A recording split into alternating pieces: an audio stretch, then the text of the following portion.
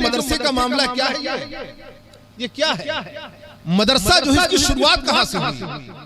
ये मदरसा है क्या जिसके लिए हम सभी लोगों ने ये बज़्म सजाया है? ये मदरसे के लिए चंदा सभी लोगों ने लिया और आप लोगों ने दिल खोल के दिया और अल्हम्दुलिल्लाह तमाम लोगों ने वादा किया है, हमारी माँ बहनें तशरीफ रखती हैं, उन लोगों ने भी वादा किया कि इंशाअल्लाह बढ़ चढ़ के हिस्सा लिया जाएगा।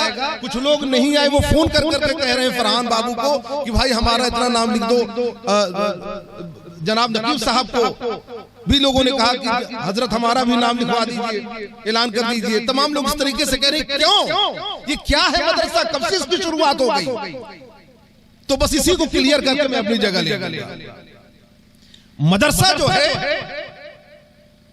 अल्लाह के हबीब सल्लल्लाहु ताला अलैहि वसल्लम के जमाने से, अब वो क्या, मस्जिद नबवी जब बनाई गई, अल्लाह के हबीब सल्लल्लाहु ताला अलैहि वसल्लम ने सामने एक चबूतरा बनाया जिसका नाम रखा सुफ़्फ़ा।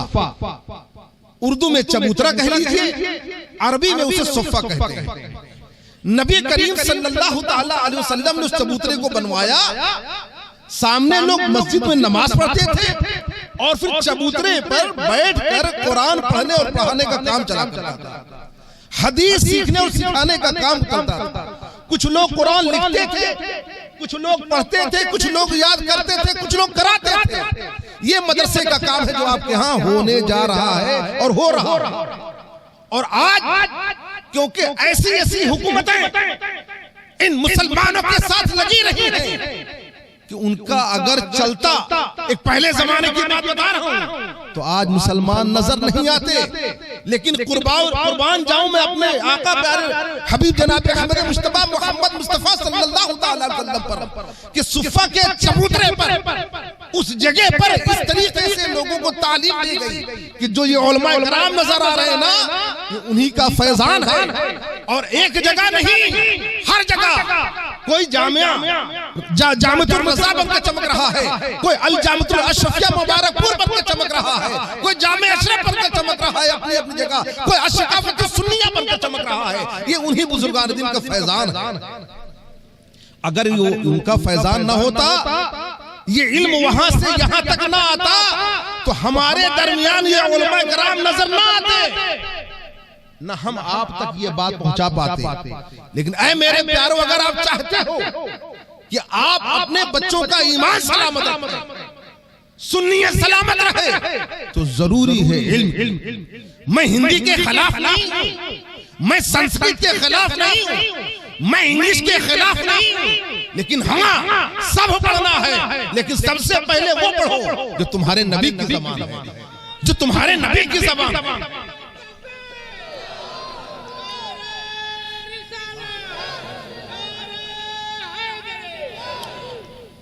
और हजरत जिब्राइल जब तशरीफ लाए फरमाया इकरा, तवज्जो चाहो, क्या कहा? नबी पढ़िए।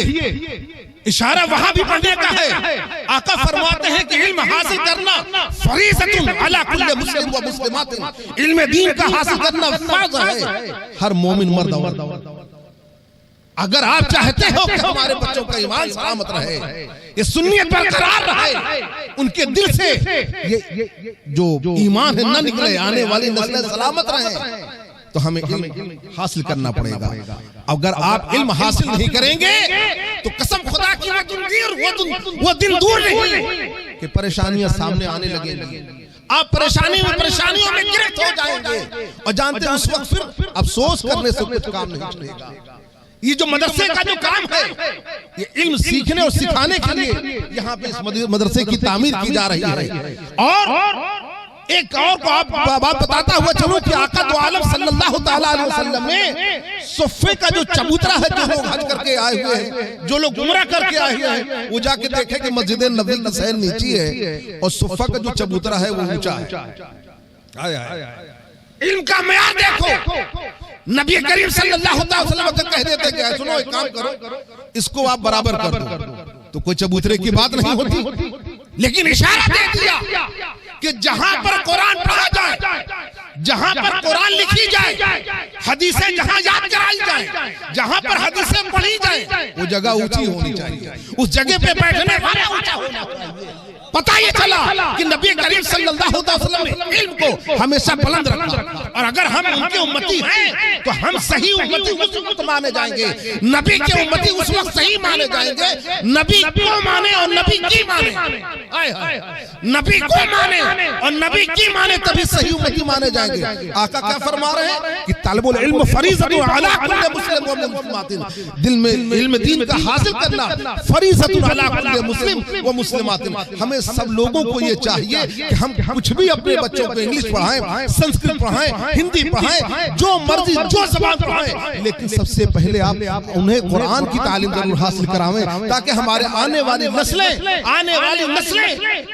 परहेजगार हो जाए, उनके सीने से, उनके दिल से ईमान न निकले। बीच में एक बात बता दूं कि सरकार गौस पाक रज़ी अल्लाह ताला अन्हु का वाक़या मुझे याद आ रहा है कि जब वो पांव चलने लगे, उनके उस्ताद जब आने लगे पढ़ाने के लिए, तो जैसे उन्होंने कहा कि औज़ु बिल्लाहि मिनश शैतानिर रजीम, बेटा पढ़ो बिस्मिल्लाहिर रहमानिर रहीम, इतना कहना था कि सरकार गौस पाक रज़ी अल्लाह ताला अन्हु बिस्मिल्लाहिर रहमानिर रहीम कहकर पढ़ना शुरू कर दिए और पढ़ते गए बरवायत 8 पारा, बरवायत 12 पारा पढ़ते चले गए पूरा याद। उस्ताद ताज्जुब में कि या अल्लाह, जिस बच्चे को हम आज बिस्मिल्लाह करवा रहे हैं, अल्लाहु अकबर, क्या बात है, पढ़ते चले जा रहे हैं। घर पे आके उन्होंने पूछा किसका मामला क्या है, क्या राज है, इतना छोटा बच्चा जो पांव चल रहा है, जिसकी आज हमने बिस्मिल्लाह शुरू कराई। जैसे हमने कहा कि अब्दुल कादिर पढ़ो औज़ु बिल्लाहि मिनश शैतानिर रजीम बिस्मिल्लाहिर रहमानिर रहीम, बिस्मिल्लाहिर रहमानिर रहीम के बाद शेख अब्दुल कादिर जिलानी रज़ी अल्लाह ताला अन्हु पढ़ते चले जा रहे हैं। तो जानते हो उनकी वालिदा ने क्या कहा? उन्होंने ये कहा, जब अब्दुल कादिर हमारे पेट में थे तो हम कुरान पाक की तिलावत कर रहे थे, हम कुरान पाक की तिलावत कर रहे थे, पढ़ते थे।